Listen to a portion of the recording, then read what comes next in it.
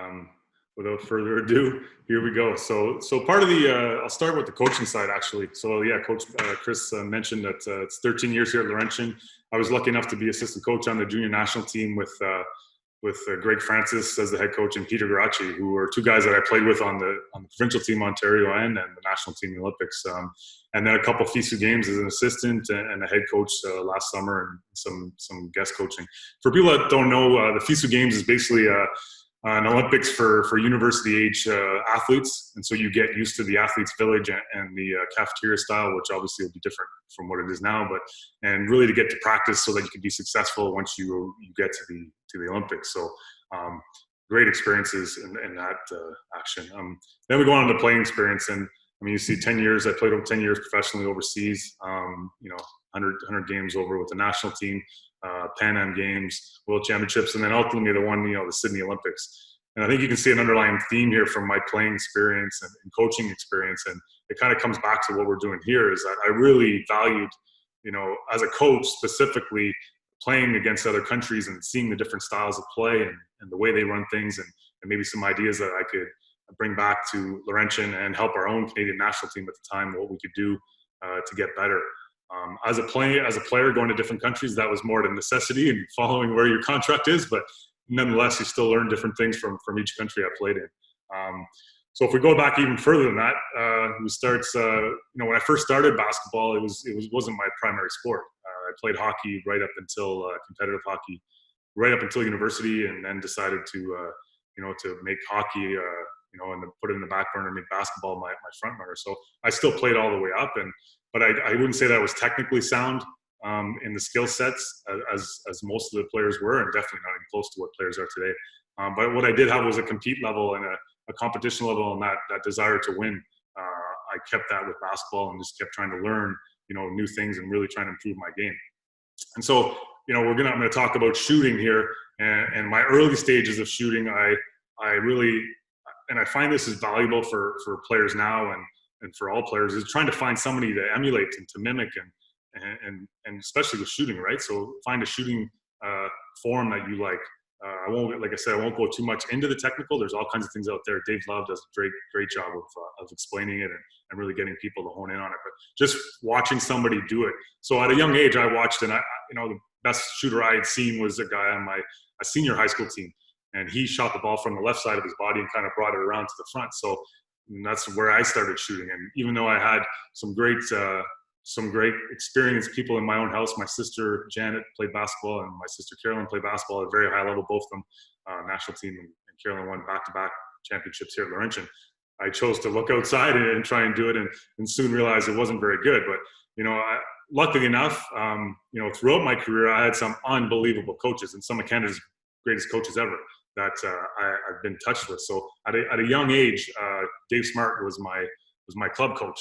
So he saw, the way I shot the ball, and so he moved it over and, got me a little more technically sound and said, you're having some success on that side, but you're really only going to cap off at a certain pace. So let's get it to the right side and really clean up that technique. And I still bug him to this day that, my shot's still flat. You didn't help my arc. How come you couldn't help that arc right now?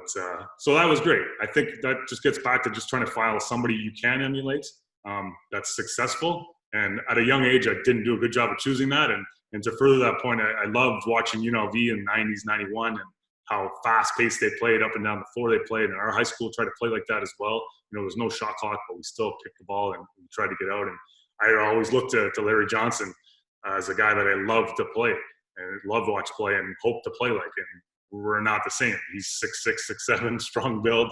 I'm 6'3", 6'4", and I don't think I've ever been called a strong build. So it's another player that I kind of tried to emulate, and even worse, I tried to emulate his foul shot, which he shot it at a good percentage, but it wasn't technically sound. So I hope people are a lot smarter than I was back then and try and follow good shooters like Steve Nash or, for these days, Clay Thompson I really like, and Ray Allen, just trying to mimic their shooting style.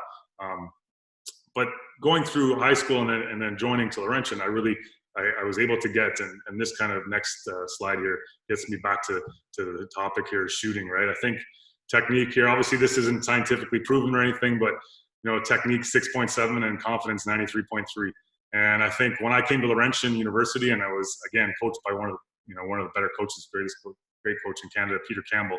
He really added that mental aspect for me to the game. The confidence that he put in me for shooting. I was lucky enough to play with Norm Han and Brad Han here at Laurentian, who at the time were some of the best shooters in Canada. So I was able to, again, mimic their shooting style and form. But just the confidence that Coach Campbell put in me, I really feel after my first year at Laurentian, there wasn't a shot I couldn't make, no matter how many defenders were on me.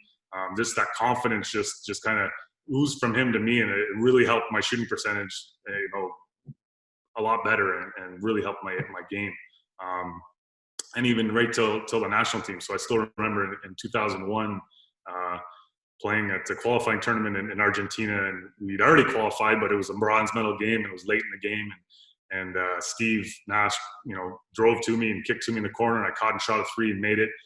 Puerto Rico called a timeout and set up their D, and we were going, back to the huddle and, fist pumping and high fiving, obviously stuff you can't do now, but, really excited. And Steve just looked at me and said, if you would have shot faked and drove that ball, I would have came over and punched you right in the middle of the game. So it really let me believe that he had confidence in me to make that shot, and who am I to doubt Steve Nash? If he thinks I can make a shot, then yeah, I could probably make the shot.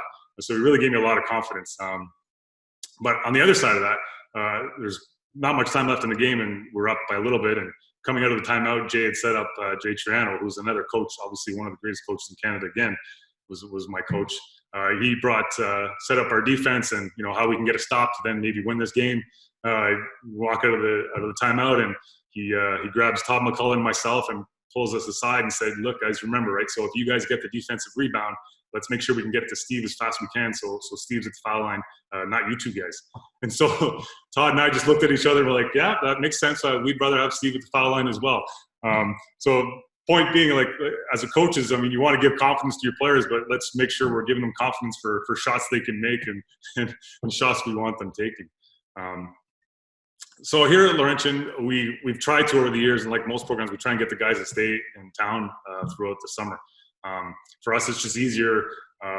We have access to our facilities more, and I guess more frequently than some programs potentially around the country, and our staff are here to help, and the guys are here to help, so we can create that camaraderie, but also push ourselves to get better. And the guys that aren't here, we just send them some info and some workouts, like a lot of you are doing probably, and monitor it and see what we give them. Amount of times we go and when we go will depend on their summer classes and their workout schedule, but typically it's 2 or 3 times a week with 2 hours of shooting, and then 2 or 3 times a week, 2 hours where we're just playing. That could be 1-on-1, 2-on-2, 3-on-3, 5-on-5 if we get enough guys. And then there's a run program, a strength conditioning program that are on top of that. Throughout the years, it's fluctuated. Like some years we've only had 3 players in town, and then some years we've had 9 or 10. And usually we're lucky enough for a few pros to come back and jump into some of our workouts as well. So that always adds a little incentive for the guys.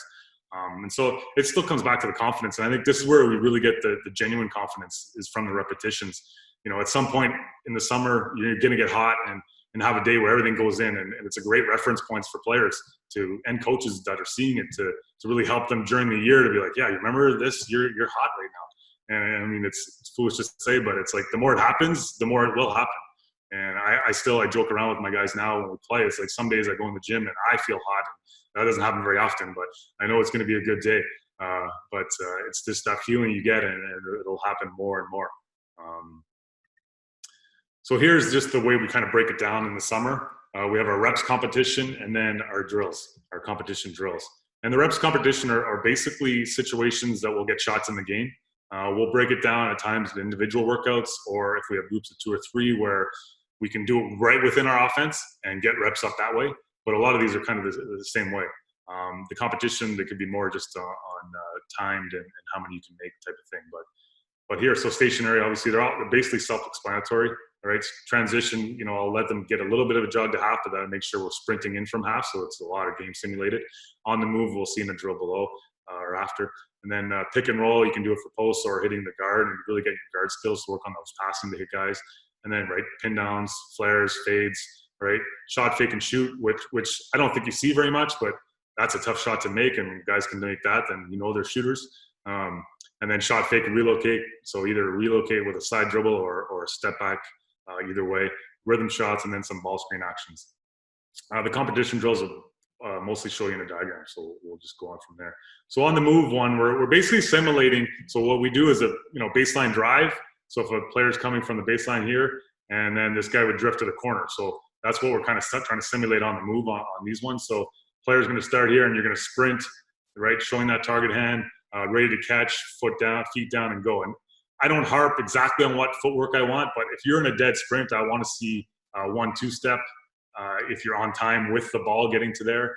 If you're waiting, then it's fine. You can jump stop and have both feet down when you want to shoot or whatever. But I really try and encourage that inside foot action, what we're doing. So you shoot it, and then you're kind of jogging back to here, and then sprinting. All right, so you're going hardcore on those reps, and we're going. And we'll mix it in between trying to make 5 from there or 10 for there. Then if we move over to the 45 spot, is we're going to come from the right side and the left side, and still going to shoot all around the 45, but we're just going to change the angle and change the footwork, right? So it's the same action as here. It's just we're going to come in here, and you're going to get your right foot down, left foot shoot. After shot, then you're going to sprint off, go to this next side, and you're going to get to catch the ball on the other side of the cone and still shooting there. But now you're going to be left foot first, right foot first, or next, and get the shots up. And again, it's going to be 5 or 10 makes. And then the top is the same, and these are both the same as the other side. So again, we're trying to work on game simulated shots and really getting the passers to throw it away from where the defense would be, and just getting game speed and really getting it going. The next drill, 9 for 12. So this is a competition drill. And usually we would do this at the end of a workout when guys are tired. And so it's a mix of physical and mental. And it's not hard, right? It's something they should be able to do, and it wouldn't be difficult. So we just mix it up between 4 shots really. And what it is going to be a pin down screen simulator. You're going to catch and shoot at the elbow. After that shot, you're going to simulate a flare screen with this cone, get the catch from there, shoot the 3. Now I moved it to this side, but it would still be on the right side of the floor. Then you're going to backpedal to half and sprint in for a 3, backpedal to half, and then sprint in for a layup. So really it's only 4 shots, right? A layup, a pull-up, like a pull-up 2, and then 2 threes. And all we're doing that is for 3 sets. And you got to get 9 for 12. And then once you get it, then you go to the other side. And like I said, it's not difficult, but I mean, for shooters like myself, it probably would take me a while. But it's a mental battle of trying to make the 9 for 12 shots. Then next competition drill, 3 in a row, right? Pretty simple, right? 5 spots that we all kind of know on the floor, the corners, the 245s on the top, and we're trying to go really fast on this. So we time this in 2 minutes. And you're making 3 in a row, move to the next spot, 3 in a row, move to the next spot, all the way to the end, and then clock stops there. And that, see, our record is 48 seconds. And this is with 3 guys. So you could do all these with just 2 people if you wanted to. It's just the timing, it'll be a little off because you have to chase the rebounds down and you won't have.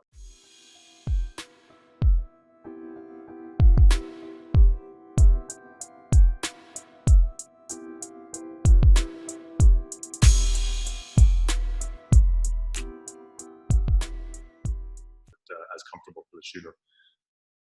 Now 100. So this isn't time. This is just score. All right. So again, we're at the 5 spots on the floor. For this scenario here, number 1's going to shoot, and he doesn't start until he makes. So once he makes a 3, then he starts counting 3. When he misses, then he steps into 2.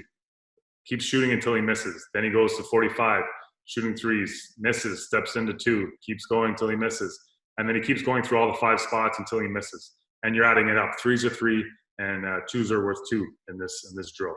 The first spot is the only spot you're waiting until he gets to make. So you don't go, you miss here and you come to here. You're not starting on a make here. You've already started. And so our record for that is 176. Next drill is 99. I was talking to a coach about this. I just find it funny. I think most of the drills I've seen with coaches, and I do it myself, we don't get too creative in actually naming them. So they are what they are, what they call. And you mentioned to me that probably should have made this called the Gretsky Drill, but I'm a Pittsburgh Penguin fan, so I'm a Lemieux drill. So I guess it could be the upside down Lemieux drill. But anyway, so it's 99, and it is what it is, right? So we're trying to make 99 points. 3s are worth 3. You can find anywhere on the floor. And again, we time it. It's 4 minutes. You keep shooting. If you miss 2 in a row, then on the second miss, you're minusing 3. And each time you miss 2 in a row, it's a -3. And if you continue to miss, so if you miss 2 in a row, it's -3. You miss the next one, it's another -3. If you make, then you're back to reset on the misses. And our record for that is 132. next drill we have here is Be Like Nash. So this has changed over the years. Again, the name has changed. We had it was called Be Like Hurley before, which is after Jason Hurley, who's who played with me at Laurentian. He's the women's coach at Laurentian now, a good shooter. We've called it Be Like George. We've called it Be Like Ken. I think the only thing we've not called it is we've never called it Be Like Shawn. I'm not a great shooter, and I would hate this drill. So this one we use the 5 spots, and then we come back. So we're making 2 in a row, then we'll go to 45, make 2 in a row, the top 2 in a row, 45, 2 in a row, baseline 2 in a row, 2 in a row again from the baseline, 2 in a row from 45, 2 in a row from the top. Now, once you make that 2 in a row from the top again, now you start keeping track, and everything counts for 1 in this one. So it's timed 2 minutes on all these. So I've done 2 in a row, and now I start making it. I'm shooting it quick. So I'm 1, 2, 3, next, and there's no minuses. So that's 2 minutes, and our record for that is 29. Now these two are the shoot and follow circuit. Sometimes we use this when we're about to more as a warm up before we're going to play 1-on-1 or 2-on-2 if we're thinking about that. And it's basically, I think a lot of you have done it already. We just try and make it more of a competition and actually more of a cardio workout out of it too. So it's basic shoot and follow, right? So it's partner shoot, follow your shot to rebound, pass to your partner. After the pass, space out and ready to get the pass back from your partner. And you can do it individual or team scoring. And we just break it down into 4 different games basically. So the first 1 to 20 is just 2s, so right mid range, no dribble, just catch and shoot. And then the loser will stop it when somebody gets to 20 and just give some nominal punishment, 4 lunges or 4 crunches or whatever you want to do. Or you can do it, if you're at 10, somebody's at 20, you're at 10, you can do it 2 for every 1 you're behind, behind the winners. And then we'll go to pull-ups, and that'll be 1 dribble, catching at 3-point line, 1 dribble either way. And then we'll go to 3s. And after all these, we're doing those, like I said, those nominal punishments. And then the last one, we're just combining it all together. So there's only 1 winner, but you're doing all 3 of them all in a row. And that's a really good workout. I mean, I still do it when I'm playing with the guys, and this is one of the drills we do. I do it, and it's tough. It's awesome. Now the next one is 25 for 30. And again, back to my originality on the naming. It's basically go 25 for 30. So move around, and on the moving around from baseline to baseline, that's not the goal of the drill. It's just kind of move space and hot foot while the guy rebounds, right? So you're just kind of trying to stay active while you're getting your shots up. And then same thing, we'll do 2s, mid-range, 3s, off the dribble 3s. And so you're trying to make 25 for 30. Keep track of how many times, how many reps it takes to achieve that goal. Early on, I would let a player finish the 30. So if he didn't get it, he already had 8 misses, I would still get to a 30. So he goes 22 for 30. But as the reps start adding up and realize I'm not getting it, then we cut it short and then just make sure we're trying to get to the 30. This one, NBA conditioning drill, I think some people might have seen it online, and I don't know. It's a good cardio one again for measurement of just your workout and just getting it done at the end and seeing what we can get to. So it's timed 2 minutes and 30 seconds. And what it basically is, it's going to end up being 16 threes and then a bunch of layups, as many as you can get in the time. And 3s are 3s and 2s are 2s. So the first 10 threes are all stationary, right? So you're going from this corner, you're sprinting to there, getting the pass. Then you're going to 45, 45, top, 45, 45, corner. Then on the last corner one, you're going to get a ball, and then you're going to go off the dribble and shoot 6 threes off the dribble from 45 and the top. So 45, back to 45, top, 45, 45. Then on the last one again, now you're going to get a ball again, and now you're just running layups, right? You're running layups and you're keeping track. 3s are 3, 2s are 2, and keeping running total. Our best in this is 46, which doesn't seem to be that good. I think NBA's around 68, I think. But it's another good one you can do at the end of a workout, really to push your guys and get a cardio action out of it. Coach, was that straight? Was there a break on that, or was that straight? For the 2.5 minutes? Yeah. No, that's straight. You're straight through. Okay. So 4 in a row. Again, no originality. You're making 4 in a row from the 7 spots. So 7 spots, we're just adding in 2 spots into the slot spot. All right, so you're going four in a row from each spot all the way through. And then once you got 4 in a row from the last spot, now you got to make 1 in a row, or 1 from each spot, not in a row, right? So make one, and you miss, stay there till you make it, and then you're done once you get back home with the 1. And so we timed it under 4 minutes. Our record's a minute 48. 3 guys, 2 balls, you can see. And a lot of these drills for these ones, and there's another one coming up, is just like we time it just for the sake of we think what's an adequate time that a good shooter can do this drill. And then kind of the middle average shooters can get it if they get hot. And then, I mean, if you're not a good shooter, you're not going to make it. And if you're not a good shooter, I don't want my guys rebounding for you, or the group of guys rebounding for 20 minutes to try and work on your shots.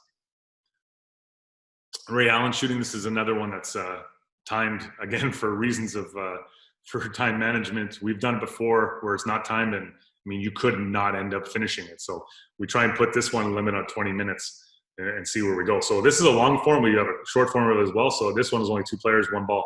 And there's 5 spots, and there's a line of 5 spots in the 5 spots. So you start off in the key, you make 5 in a row, you step back, make 5 in a row, step back, make 5 in a row, step back, make 5 in a row, step back. And once you clear the spot, you don't move to it. So if I make 5 from here and I go to here and I make 2 and I miss, I don't go back to here.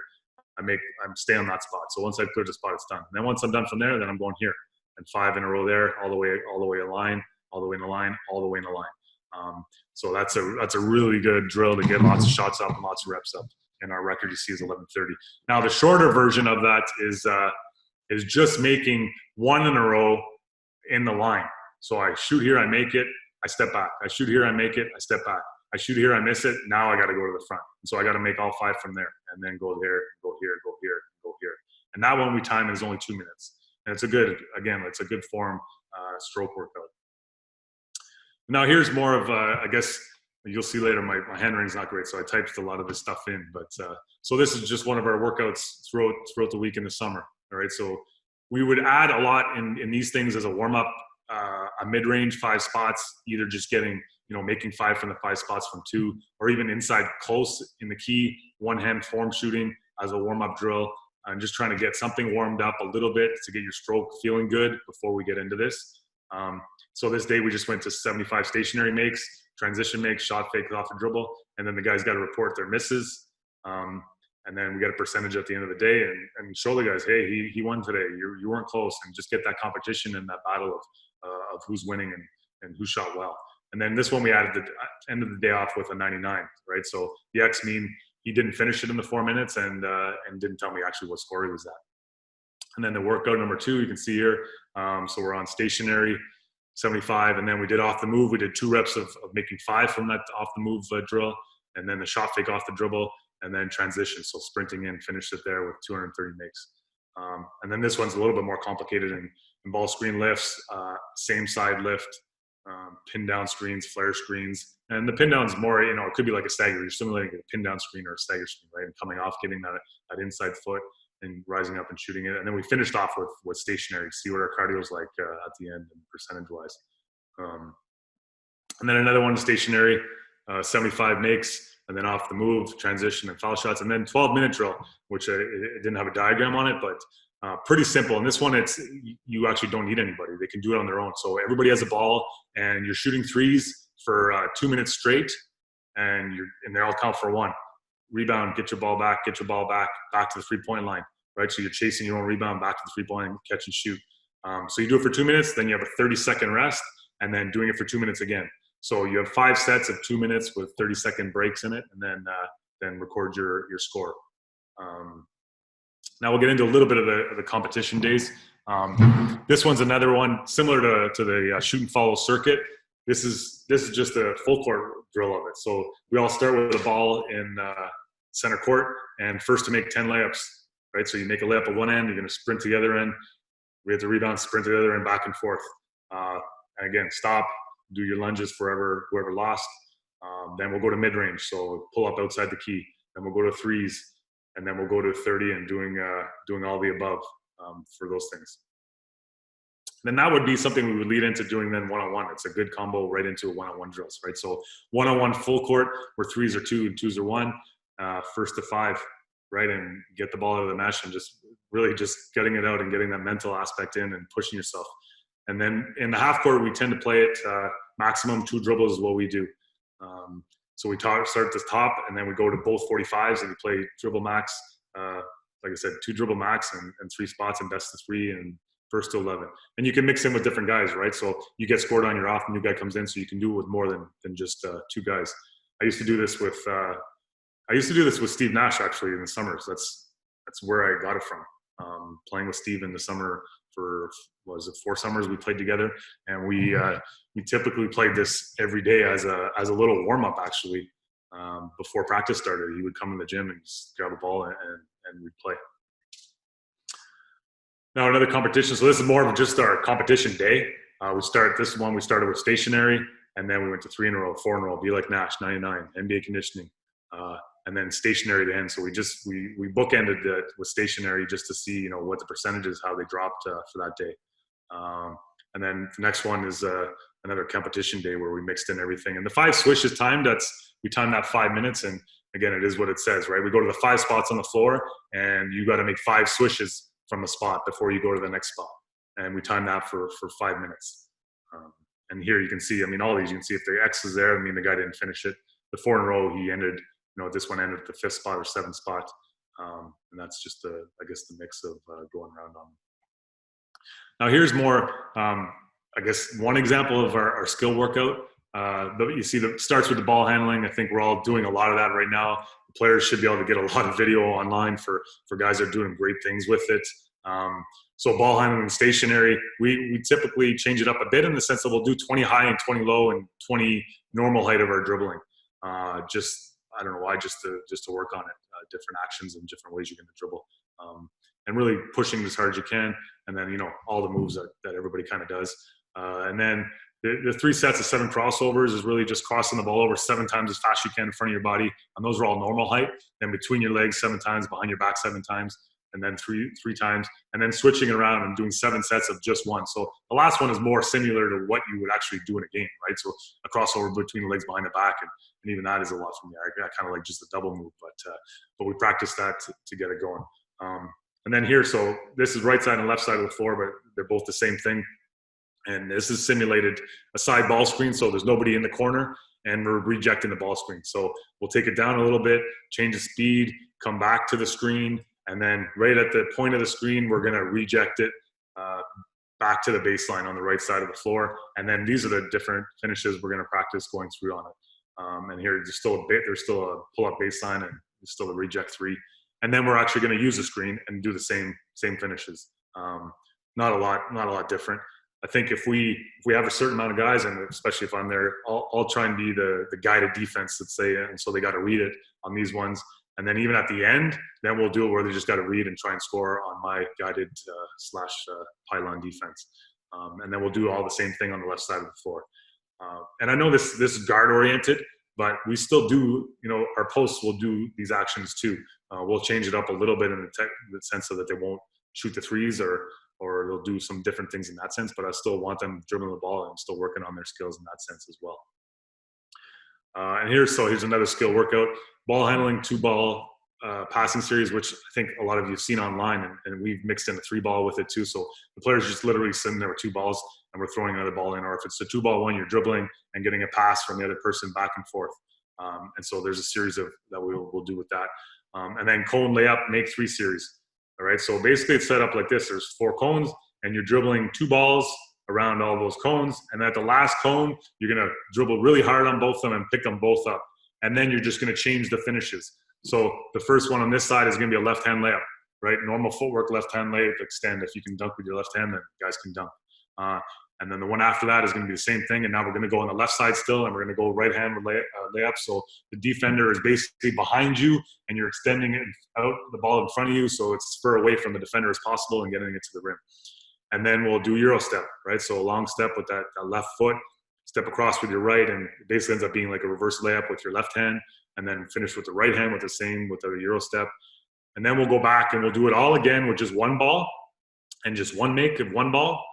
All those 4 ones at the start, and then we'll add in our jump stop series. So jump stop finish, jump stop shot fake, spin and shoot it, then jump stop shot fake, spin shot fake, and then step through and finish. And then we'll do all the same thing again. We got to do the whole thing again on the right side of the floor. Again, good finishes and changing speed and really getting used to holding the ball a lot. And then our cone make 5 series is more simulating down screen actions and fades. right? So we're going to make all these shots. You got to make 5 of them from each position. And this, I'll do a lot of this when it's just me with a player and throwing passes. If there's more players, then we can add in some guided D on this as well, and work on that so they get to read off and know when to do stuff. So the curl layup is like the right defender's trailing you and you're curling, right? Showing. I always like to teach the players to show the shoulders to the coach or to me, to the passer the whole time. So there's a big, huge target for them to hit. And so we'll throw that pass there. You got to make 5. You're going to come up the same thing. Maybe the guy shot the gap. You're going back door. Now you're curling for a shot. Then you're going to come up, fade to the corner for a shot. Then you're curling for a 1 dribble pull up. Now we're going to simulate that curl and then sweep under and come back the way you came with a pull up jumper. Then we're going to curl 3, and then we're going to come to that cone and then fade to the corner for a 3. So we'll do that at all the 3 spots, and this spot actually has 2 because we'll come from both angles of it. So that's I guess one of another skill workout series. Now post workout, I kind of put a basic one in here. We definitely would add in ball screen actions. So reading the defender on a ball screen and slipping right away if there's nobody between you and the hoop. And then, just different actions where we're getting a seal, maybe if you're rolling off the ball screen and the pass coming from 45 and you continue to hold that seal, and then a playback. So you hold that seal, catch it, maybe come back the other way for a hook shot. So working those type of things into it as well would be another workout for posts that we do. But a basic one we do all the time is just 10 makings in a row, 10 reverses in a row, and then right on the block you're catching it and you're going baseline, drop step baseline for make 3, and then drop step middle. And then we're doing that on both sides of the floor. Then if you catch it off the block, now we're teaching, if you catch it off the block, we're looking to the middle always right away, and you're squaring up, right? So we're always kind of trying to look to the middle of the floor because it allows you to see all the offensive guys and all the defensive guys, really size up what you're going to be able to do. And then we'll go through all these actions here for a post. And then the high post series, basically, pretty simple stuff, but you're starting on the 1 block. So let's say you're starting on the left block and you're sprint up to the right elbow, catch and shoot.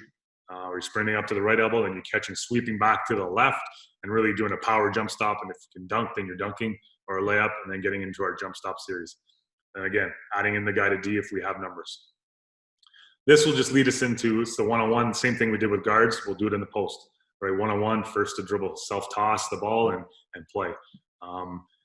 Added thing here, right? I put it at the end, the difficult is just finish all the shots, getting the chase down and finish all your shots. And then even the ones that go in, getting them out of the rim quick and then trying to finish, your weekend. And I think that added thing is really adds to the cardio workout for guys. So you can see why I kind of, why I decided to print it out instead of just having my book. So I have a book that I use and write stuff in, and I don't kind of write all the stuff because I just need a few ideas. And then it kind of sets my tone for what I'm trying to do. So these are the different ones: floaters, layups, you see, downhill hesitations, right? These are all different workouts, right? Footwork, active warm up, cones workout that we're doing, full speed downhill shots, all kinds of things like that. And then here's 2 of the workouts, right? So our team drills workout here, and then that's more of our competition one over here. And then there's a bunch of other workouts in here, and these are different guys. I blocked out their names just for privacy reasons, but I blocked out their names, but I'll change and adapt some of the things we're trying to work on and just really see and try and cater it to their specific needs. During the season, when we're trying to do this, I'll try and get the guys that kind of play this similar or weaknesses are the same. Or if we can't get it, then I'll change within a drill of what they're trying to do. So, you're finishing a jump stop and, you're finishing a catch and shoot 3, or, you're keeping your dribble alive and finding somebody in the corner, or you're finishing, a jump stop and a spin off of it. So those are different ways from our drills. Now, I mentioned before, the guys that don't stay here, we try and send them something. And so this is one we sent years ago, and it's actually sent to guys now, and it just gives them a chance to mix it up a little bit. So it starts with form shooting, just working on your shot, and then choosing an option, ball handling or passing, right? These are the drills. So A and B, choose one of those 2 to do it. And then we'll go into more of finishes, right? So those are post finishes, guard finishes for the most part, and just choosing one of those 2. So giving them some options of what drill so they don't get too stagnant in it. I really find value in actually getting in the gym and not getting bored with just shooting and just doing a drill. But I think there is also some value in adding some variety to it and having some choice on what they're doing and what they want to work on. And then it usually finishes with one of these drills, which is more of a competition type drill within themselves, and they got to make them in a row to finish the actual drill. And so it's something that I think it's been good for guys to be able to do. And they just sent it back. I did the Voyager workout, and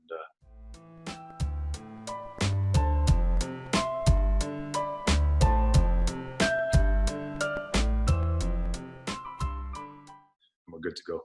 And again, here is concentration for the whole session. I think this is an important part. It's like, it's easier, right? It's like easier with a partner, but you try and keep the intensity high with or without. Thinking if you're by yourself, sometimes you'll force that shot and you won't hold the form because you're trying to get the rebound. At least I would be trying to get the rebound. But really trying to push yourself. And I always thought, like, I think in this day and age, we get caught up in the skill workouts a lot and, training in a perfect scenario. And now we're in a scenario where we can't train in a perfect scenario. And I always thought that was a good situation to really see if you like basketball and if you're going to get better. Like, are you willing to go in the gym? Are you willing to put time in when the scenarios aren't perfect? I would have loved somebody to rebound for me forever, right? I mean, my shot was terrible. I dreamed of that. And I honestly think that's why I had a good cardio and good stamina, is because I shot in the gym and I'd chase down my long rebounds all the time. But I think that's something that we're losing a little bit of. So just a little wrap up to the kind of the workouts thing is just, these are the scores we've had here. So, it's part of the reason I kind of wanted to present it is like, what have we had success here at Laurentian? We've definitely had success as a team. And we've had some great success with some of our individuals. And these guys, in their day when they were here, they were constantly wanting to get in the gym with me, as well as getting in the gym with some of their teammates or on their own. Like many years ago, he stayed for a couple months and would get in the gym with me, and during the season would want to get workouts in and just be trying to get better. And then Alex started off with he stayed here all summer for his years here, and really was in the gym getting workouts in. What can I work on? What can I do better? And changed his shot actually when he's here. So Jason Hurley, actually, he was the assistant coach with us at the time, and Alex was a pure set shooter, and really he adapted him to a jump shooter from three and became a really good 3-point shooter. Still was a scorer, not necessarily a shooter. He might be one of the only guys. He had 48 points in one game when he was here, and I think he made 1 3 and the rest were all mid-range, kind of throwback to the old school NBA style. And then Kadre took it to the next level. Right, Kadre's been here. He's just finished his 4th year, and he stayed up here all summer. He's up here this summer, and just he constantly wants to improve on his game. Constantly in the gym. Next level in terms of during the season wanting to get in the gym or watch video or improve, and is just a sponge to try and learn, and just wants to improve in every aspect of his game and doesn't want a weak point of it. So I think if I talked a little bit about the workouts, I think it still comes back down to what your players want to do, right? Are they willing to go in the gym and get better? Do they want to push themselves? Do they want to know that, hey, you're not a very good shooter? Like, we got to improve your shooting. Why aren't you shooting it? Your stroke is good. Like, you have a good shot. Why aren't you shooting it? And really wanting to improve. And I think some players kind of tend to shy away from coaches' workouts because they're afraid of that information. And I think these guys were guys on our team that really didn't do that. And then I'll have a few more things to go through here. So this is just actually, it's our personal goals and our basketball goals. It's something I send to our recruits, and our team fills it out. And it involves life, school, employment, and then dream, individual goal. And then it really breaks down some things, of how they help the team, 2 things they want to improve in a season. And I mean, you can see as it goes through here on what they're doing. And then it actually puts it in the point form, how they can help and, what they can do to really improve the team. And it's a good point for coaches. I had it and wrote it down this year for my guys on, maybe keywords that would help them, and I could remind them of stuff. And a lot of times it's stuff you thought would work with them as well, but it's just good to get confirmation from them on paper. This is what we need to do and what you need to do, just some accountability. And this is mine. I mean, like I mentioned Peter Campbell before, but this is mine from 1992. So I kept it and filled it out. And you see the dream individual goals, make the national team and play for Canada. And that's like, I was not on the radar to make the national team. I made the provincial team and we won a national championship, but I was not on the radar to be a member of that team. And so that was a dream goal for me, and it came true. It came true 2 summers later.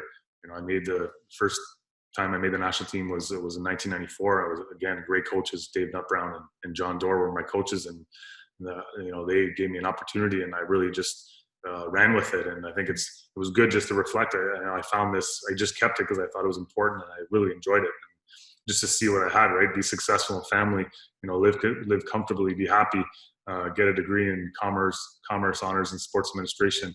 I did get a degree, but I wouldn't call it commerce or sports administration.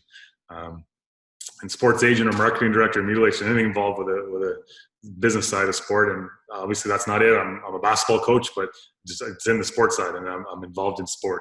I always find it interesting to look back on some of the things I thought about as leadership, things I did well, things I need to improve on is my shooting, confidence in my shooting, and decision making. And you just see the key word I wanted Coach Campbell at the time to tell me was work on my arc, and it still made my shots flat. It's just the way it is. Now I try and mimic some guys, and if I picture myself being somebody else, and I shoot the ball a lot better for sure. Decision making is definitely something that I improved on throughout my career at Laurentian, and ultimately it helped me. It helped me through my national team and through overseas. That was a massive thing. I think if I watch some of my tapes of playing at Laurentian now, I question the decisions like crazy. And I know when I watch my European tapes or national team tapes, I had good decisions. I probably maybe could have been a little bit more aggressive, but my decision making was way better, and my IQ was way better. So it's interesting to see that was one of the things I tried to work on.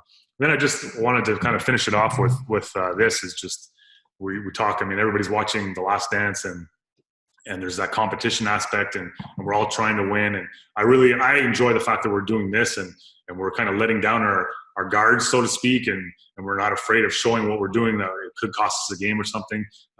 I don't believe in that. I'm always really open with what we're doing and honest with what I've done or what I'm doing, and I'm as most competitive as you can be. And I think we're losing sight of this again. I had mentioned it in terms of our skill set and workout is this. We're forgetting the competition aspect, and we're concerned on winning, making a shot rather than winning a game, or winning it for the long run. And so, I came up with this. It's just for me, competition is an energy. While it encourages you to practice the physical, it challenges the mental. Are you prepared for a result that you may not like? It is when you're happiest and present, mind is clear, and truly living in the now. The result ends up just being a part of the process. The desired outcome is to be able to win and compete again. Keeps you coming back for more to reinforce a win or prove a loss wrong. To live, to win, and compete another day. A wise man once said, "Are you willing to play a game to infinity?" That is competition. That is winning. So I'll leave it with that. Chris, after a little bit of time here for some questions, so fire away. Fantastic stuff, Coach. First, amazing that you kept that from your career. That is awesome that you kept that you can reflect on. I think that's really cool to see your values and stuff, and you chasing those dreams. So we do have a bunch of questions. The first one, do you mind popping the slideshow up? But we had a question about the NBA conditioning drill. Sure. Just to show that one again. They just wanted to take a peek at that slide. Now, while you're popping that up, I'm going to ask a personal question. Sure. Everything is done with makes on your shooting sheets. Is that correct? It's only makes? Yeah. So when we're doing it with partners and stuff, it's one guy keeps track of the makes and one keeps track of the misses. So usually the guy rebounding is the one keeping track of the misses, and the guy shooting keeps track of the makes. Okay. Fantastic. Sorry to make you skim back through here. I could be more efficient by just following it before sharing it. But. That makes sense. Okay, so that's the NBA conditioning one. Yeah, can you just run us through those 2 slides just quickly for one of our viewers? Yeah, so it starts, there's a ball at each end, and you're shooting, so this scenario, you're shooting 10 threes to start with, and they're stationary. So, you're not doing it. So you start with the ball here, you're shooting it, sprint to the other end. He's going to pass to you when you get there. You hit it, right? Catch, go down to here, 45 now, catch and shoot. Back to 45 here. Right, top, 45, corner, and then back to this corner. So that's 10 threes that you're shooting there. And then it's going to, once you make that or you shoot that last three in that corner, now he's going to give you a ball back. And now you're going to shoot off the dribble threes, 6 of them. So 3 at each end from both 45s and from the top, right? So you're going back and forth on those. And then after this last shot here, you're going to get a ball again from that guy. And now you're going as fast as you can, layup, get the rebound. He'll have another ball for you. So you just pass to you and rebound. So you're just going to continuously go back and forth, making twos. Perfect. That is great. That should explain it to him. Okay, so you showed some of your skill workouts. You're doing your shooting workouts 2 to 3 times a week, and your skill workouts 2 to 3 times a week. Is it the same day, or do you switch them up? No. So in the summer, we predominantly work on shooting. Okay. So we'll do the 2 to 3 as a group stuff. We'll do 2 to 3 workouts of shooting, just that shooting specific, and they'll get in on their own if they want to do more reps, and a lot of them do get more reps. And then I'll do 1 or 2 individual workouts throughout the week with the guys that are in town and that are still have time available. And then during the season, we'll do at least once a week individual skill work.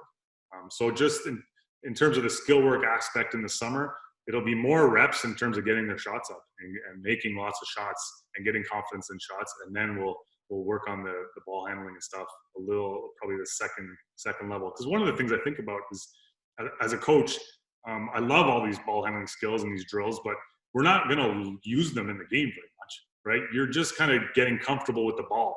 Like I mentioned in the one ball handling thing, I don't want my guy going 7 times crossovers and 7 between the legs and 7 behind the backs before he beats his men, right? So in our coaching and what I'm doing in the skill set, I try and limit the dribbles and I don't want them dribbling that much. Like by the time, I always tell the guys, by the time they get to university, you got to be able to beat your man, and it's going to be out of some of the sets we run. We're giving you a 1 or 2 second advantage, so you don't need to do a ton of things. So a lot of my skill stuff will be like I showed is just the different finishes and then the different reads from the help side coming and how you're going to do that, right? So I'll kind of do that more with the guys, and we'll use that a lot in the days that we're going to scrimmage, because then we'll do some skill work in those scenarios. Yeah, no, that's great. I agree with you 100% on the dribbling. To tweak the drills for your players, do you allow them to switch what they're doing, or like when you come in, you showed us kind of sample workouts. Those workouts could be totally different. You could throw different drills together with that. Yeah. So that was just an example of a few of them, right? So I usually when we're doing the reps drill, most of the time I start with stationary though, and then mix up how I'm doing the rest of them, and then end it with a stationary as well. So, but yeah, you can mix them out. There's no set way on how it is. It's more just to get the reps up, and I kind of glossed over it, but it's really important that they get a little bit of form work in before we get to the keeping track, right? So we do some things there just to make sure we're convinced. But yeah, you can mix those around. There's no rhyme or reason to the order. Okay. Do you put an emphasis with your bigs shooting threes in off season, or do you, let's say their skill set isn't there, are you trying to get them to get that skill set, or are you saying be really good at hitting that 15-footer first? That's a good question, right? So part of it is like from going overseas in Europe and just watching and playing in so many different countries and seeing how they develop and just kind of making everyone learn every position and learn every skill. I really try and incorporate that here, but I mean, yeah, some guys just can't shoot threes. So what we do is we'll try and tailor it a little bit more. So like on our current team, there's really only one guy I think that didn't shoot a 3 this year, if I'm guessing. He'd probably love to if I said, yeah, go ahead. But so when we do those drills, we'll make him shoot the mid-range. So in the transition, he'll sprint first big and then just shoot the elbow jumper or foul line jumper. Or we'll do the pick and pop and he's popping to a mid-range. So I won't force those. But the guys that are closer and do shoot threes, then again, yes, I'll tailor it. So they'll do pick and pop for a 3 in the corner, on the empty side corner drill. Or we'll make them do more transition threes down the middle of the floor. So they'll have to do, instead of 50 transition threes, they'll have to shoot 100 transition threes. So we'll really try and move them around to where they're getting the most threes in the game. But we're still trying to get them to do the same amount of reps for the most part. Okay, great. If you have a good shooter, not a great shooter, are you looking in the off season to tweak their form, or are you looking at more instilling confidence and getting reps up? Ideally, you'd like to do a combination of both, right? So we have a great shooter here right now. It is Curtis Gordon. We had a good season this year and really good 3-point shooter. But there's still aspects of his shot that he needs to work on. And so we really just try and move in and change a little bit of it and just give him ideas that'll help tweak it to get better without completely rebuilding his shot, right? So I think that's the difference, is like tweaking it a little bit, and you're not, if the guy's completely rebuilding it, then no, you probably, you can't, it's going to be hard to do it, right? During Yeah. first season or even an off season, it's not enough time to kind of fix it. But I think if you can tweak it a little bit to correct it that way, and then you can still keep that confidence, and he'll even gain confidence if you do it early enough, right? If you start it now and make him work all summer on it, then by the end of summer, he should actually see the change that's helped him get even better as a shooter, even if he has a little slight drop off at the start. Yeah, no, that makes sense. I'm going to ask you one more here. 3 people are asking the form drills you mentioned prior to. Can you just quickly run through form shooting around the rim or whatever you do before you do your shooting package? Right, so we do a few things. I think, like I mentioned, Dave Love is great at it, but we start off with just the one hand on the ball, right?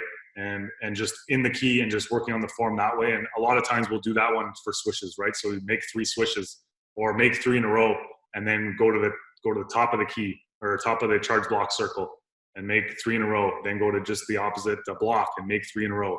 And then we'll do another one where we put the ball in the hand. So I'll have the player just kind of sitting and get the camera angle, sitting here like that. My form's terrible, obviously, but so sitting here like that and getting your partner to come and push the ball into his hand, and you're already in your stance, and then just rising up and shooting it, and just kind of working on the form that way, right?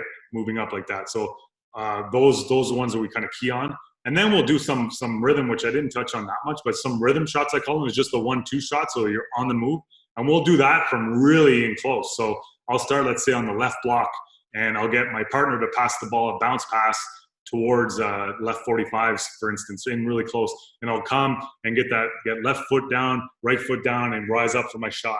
And just constantly I'll keep going that way, make a bunch, and then come back to the left, making a bunch. But really, like, getting that rhythm going. So the 1-2 rise up, 1-2 rise up. So you get the timing on for your feet and your legs into it, and really get that synchronicity throughout your whole body, and to really elevate it and shoot that